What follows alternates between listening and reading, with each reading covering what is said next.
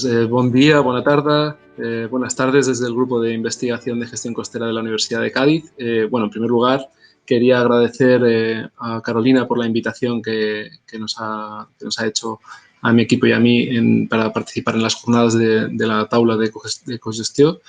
Y bueno, también aprovecho para transmitir el agradecimiento al resto de la taula. Es un placer colaborar en este proyecto que nos resulta tremendamente interesante y que vamos a seguir muy de cerca porque creo que podemos aprender mucho de todo el proceso que estáis desarrollando ahí en todos estos años ya, ¿no?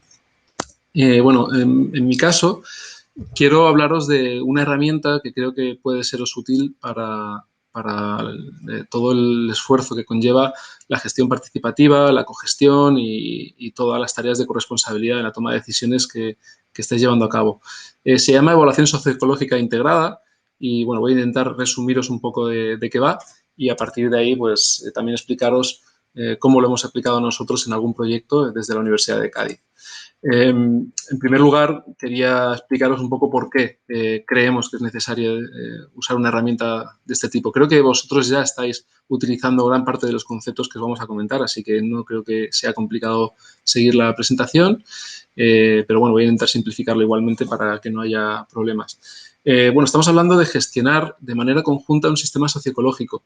Eso es tremendamente complejo desde varias perspectivas. En primer lugar, porque no es fácil entender por qué es necesaria esa cogestión.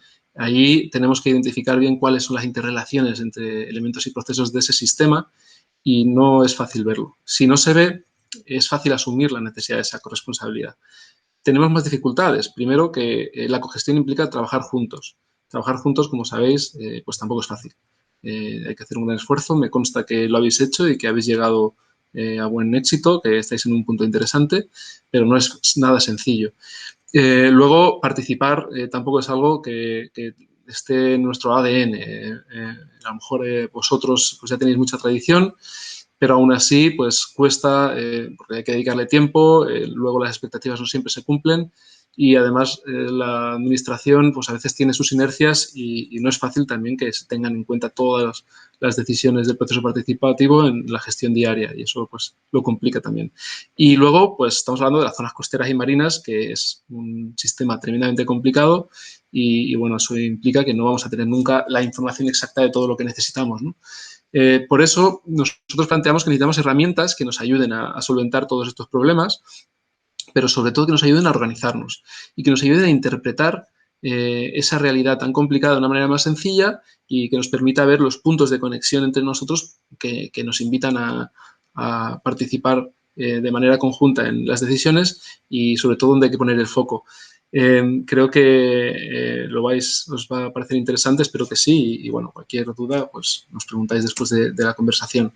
Bueno, voy a definir muy brevemente qué es esto de la evaluación socioecológica integrada. Es una definición sacada de un conglomerado, ¿no? de artículos científicos e informes técnicos de varios autores y que viene a hablar de la evaluación socioecológica como sinónimo de la evaluación ecosistémica integrada, que se define como un proceso de trabajo basado en el enfoque integrado y ecosistémico, que creo que ya conocéis ambos enfoques, que aporta un marco de entendimiento común para ayudar a integrar, a organizar los datos físico-naturales, pero también los socioeconómicos y los jurídico-administrativos, que son, como decía antes, muy complicados en las zonas costeras, sintetizarlos y ponerlos un poco al servicio de ese sistema de toma de decisiones, ¿no? que en definitiva nos ayuda además a hacerlo de manera participada, lo que permite no solo gestionar con mejor conocimiento, sino hacerlo en términos de cogestión adaptativa para permitir que el sistema socioecológico del Baix Empordà, en este caso, pues evolucione de la mejor manera posible. ¿Quién ha trabajado ya sobre este sistema de evaluación? Bueno, pues es algo que ya han desarrollado muchísimos autores y sobre todo instituciones internacionales. Por ejemplo, Naciones Unidas ha trabajado mucho con esto, el ICES, el Consorcio Internacional para la Exploración del Mar, también lo ha hecho, la NOAA estadounidense también ha participado mucho con el Consejo Internacional que os comentaba en estos trabajos y también la Unión Europea, ¿no? La Agencia Europea de Medio Ambiente tiene varios proyectos relacionados que todos proponen además una serie de pasos y un marco común que nos puede ayudar a dibujar las necesidades que tiene el Baix Empordà en este sentido, ¿no? ¿Cómo podríamos implementar este tipo de evaluaciones en el Baix Empordà? Lo primero es que hay que adaptarlo a la realidad del Baix Empordà. O sea, no vale cualquier propuesta. Nosotros planteamos una con la que hemos trabajado para otros proyectos, pero habría que encajarla en el caso específico si os interesara desarrollar este tipo de medidas, ¿no? Bueno, consta de 5 etapas, este paso a paso. La primera es una fase previa que nos permite de alguna manera llegar a un acuerdo de conjunto. Eso pasa por identificar primero quiénes son los agentes interesados que deberían participar en estos procesos, reunirlos, lograr que se comprometan y a partir de ahí definir objetivos y principios. Una vez hemos hecho esto, el siguiente paso más destacado es dibujar ese marco, ese modelo que va de alguna manera a ayudarnos a simplificar la realidad y a permitirnos poner el foco en esas interconexiones entre nosotros. Y también esta primera fase previa nos permite delimitar cuál es el ámbito hasta dónde queremos llegar, ¿no? Hasta dónde llega este sistema socioecológico del Baix Empordà, y que es algo que os va a explicar con más calma, os habrá explicado ya según el orden de presentación la profesora María de Andrés. Una vez finalizado este primer proceso, ya tenemos unas bases interesantes que nos permiten pasar a la construcción de la base socioecológica. Esto pasa rápidamente por identificar los ecosistemas principales del entorno, ver los servicios ecosistémicos que estos proveen, qué beneficios están asociados a estos servicios en este espacio en concreto y luego, a partir de ahí, identificar los beneficiarios, que nos permitirán también saber quiénes son los ganadores y perdedores de estos procesos de intercambios, ¿no?, con los ecosistemas. A partir de este primer paso, que como os digo, nos crea esa base socioecológica, ya podemos pasar por fin a una evaluación descriptiva.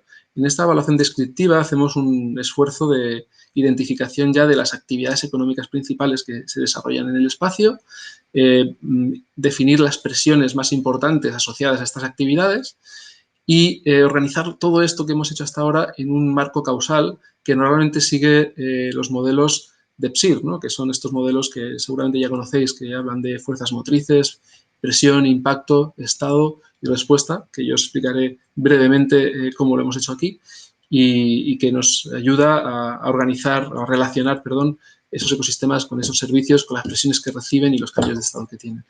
A partir de ahí ya podemos empezar a definir indicadores que nos ayuden a tomar medidas, ¿no?, a crear respuestas. Y estas respuestas, después de esta evaluación descriptiva, en principio van a ser respuestas operativas.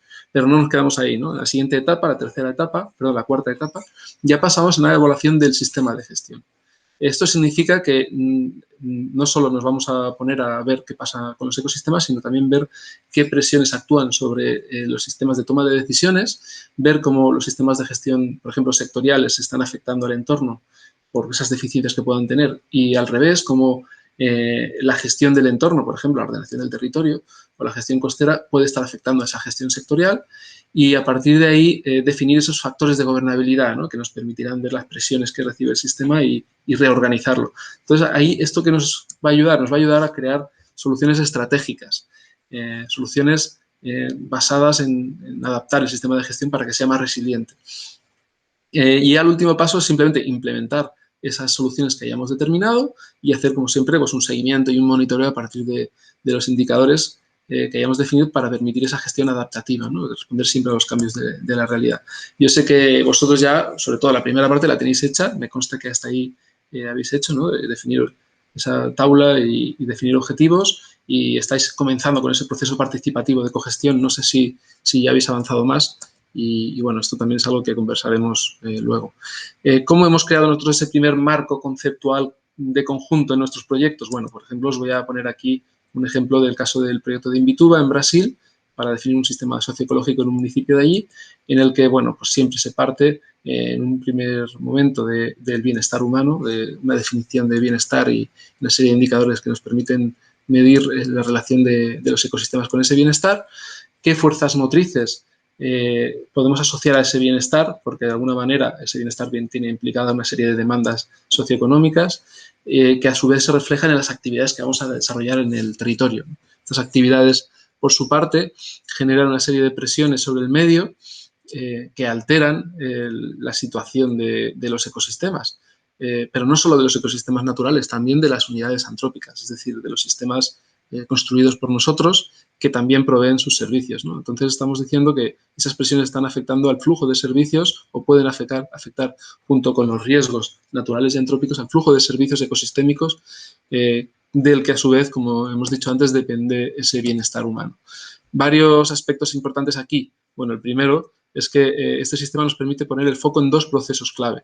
Esos procesos clave son el flujo de servicios ecosistémicos de los sistemas naturales a los antrópicos y el flujo de presiones de los sistemas antrópicos a los naturales. Si ponemos el foco ahí, vamos a ver que nos va a ayudar muchísimo a hacer esta evaluación. Y además nos permite ver las interacciones con el exterior, ¿no? Cómo nosotros estamos afectando con nuestras presiones a sistemas externos y cómo sistemas externos nos están afectando a nosotros y también cómo dependemos de ecosistemas que están muy lejos de nuestro sistema socioecológico. A partir de todo este conglomerado de elementos y de procesos, podemos definir las respuestas que tenemos que llevar a cabo y que podemos acordarlas, ¿no? Porque todo esto se construye de manera participativa y coordinada, ¿no? Entre distintas administraciones, entre distintos agentes interesados, etcétera. Y bueno, a partir de la definición de ganadores y perdedores de todo este proceso, pues podemos intentar solucionar los principales defectos. ¿Qué ventajas tienen estos sistemas? Bueno, en primer lugar, permite, como decía antes, priorizar los procesos clave, que, como hemos dicho, son los servicios y las presiones. Permite aplicar el DEPSIR no solo a nivel de conjunto de sistemas socioecológicos, sino también a cada sector específico. O sea, nosotros podemos hacer un DEPSIR, un marco como este que os he comentado, solo de la pesca, y eso nos va a permitir jugar a distintas escalas. Por ejemplo, nos va a permitir interrelacionar los DEPSIR de los distintos sectores que intervienen en el sistema socioecológico del Baix Empordà, ¿no? O sea, pues cómo está la pesca, cómo está el turismo y cómo interaccionan entre ellos con ese flujo de servicios y de presiones entre ellos, ¿no? Esto se puede hacer a una escala local, por ejemplo, el municipio de Begur, por decir un municipio del Baix Empordà, y así nos permite tener pues, ese DEPSIR del municipio, con la suma de todos los DEPSIR que hayamos hecho individuales.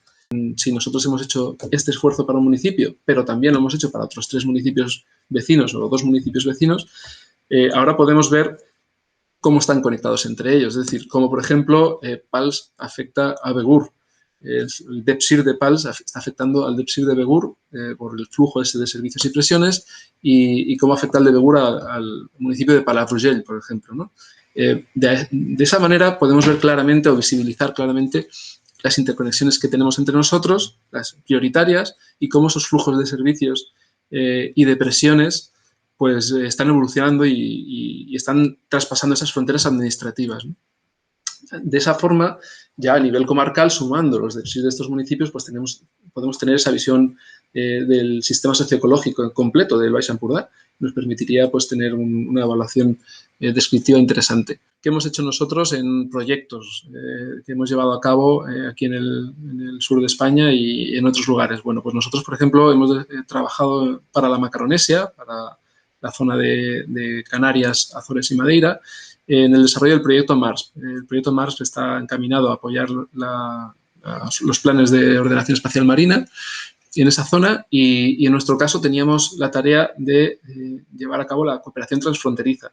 Y nosotros hemos aplicado este sistema de evaluación. ¿Cómo lo hemos hecho? Bueno, en un primer lugar hemos realizado este DEPSIR para cada uno de los archipiélagos, lo que nos ha permitido entender las prioridades que tienen para mantener ese bienestar, digamos, y la resiliencia de su sistema.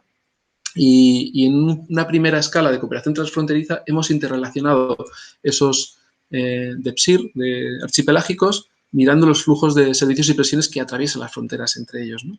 Entre España y Portugal en esa zona. Bueno, de esta forma tú puedes dibujar un océano macaronésico muy interconectado y ahí pasaríamos al siguiente paso de cooperación transfronteriza.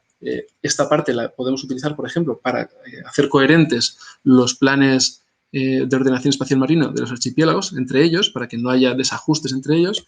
Y el siguiente, que sería básicamente crear un DEPSIR de todo el océano macaronésico a partir de los archipelágicos, nos permite crear una especie de plan común, un plan de cogestión. Y ese es un poco el resultado final que nosotros hemos tenido en este proyecto MARS. Lo que hemos hecho con un proceso participativo es toda esa evaluación a través del marco DEPSIR en 7 talleres participativos, algunos en los archipiélagos y luego algunos comunes para los 3 archipiélagos, y acompañado siempre de informes técnicos. No ha sido solo un proceso participativo, sino la ciencia nos ha acompañado siempre de base un poco para dar soporte y ayuda a este proceso participativo. Y el resultado ha sido un programa para la cogestión. En este caso, un programa para la cooperación transfronteriza, para intentar estructurar la cooperación transfronteriza en la Macaronesia y tener una visión de conjunto, no que cada isla, cada archipiélago, en sus planes, pues desarrollen medidas que pueden afectar a los vecinos, sino que de alguna manera nos podamos apoyar e incluso podamos, en vez de tener problemas, al revés, sumar, ¿no?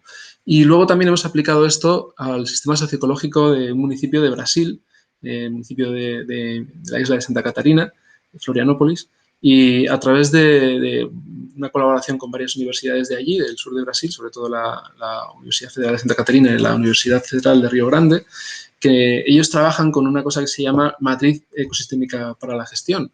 Tienen la teoría de que cuanto más simples, más útiles, y no es una matriz compleja, permite simplemente quedarnos en esa primera fase de identificación de ecosistemas, enlazarles a ellos los servicios ecosistémicos, los beneficios y los beneficiarios, pero cuando tú lo ves para todos los ecosistemas, para todos los beneficiarios, en una sola matriz, te permite saber dónde puede encajar cada agente, ¿no? Si tenemos agentes, por ejemplo, relacionados con un sector, pues esos van a entrar por el espacio de beneficiarios y las investigaciones que ellos hagan van a estar ya perfectamente vinculadas, o ellos van a saber qué vinculación tienen con los ecosistemas a los que pueden afectar. Y al revés, si tenemos la ciencia, por ejemplo, investigando algún ecosistema, es fácil a través de esta matriz saber a qué beneficiarios pues, pueden estar afectando sus decisiones, ¿no? de conservar o de limitar su aprovechamiento, etcétera.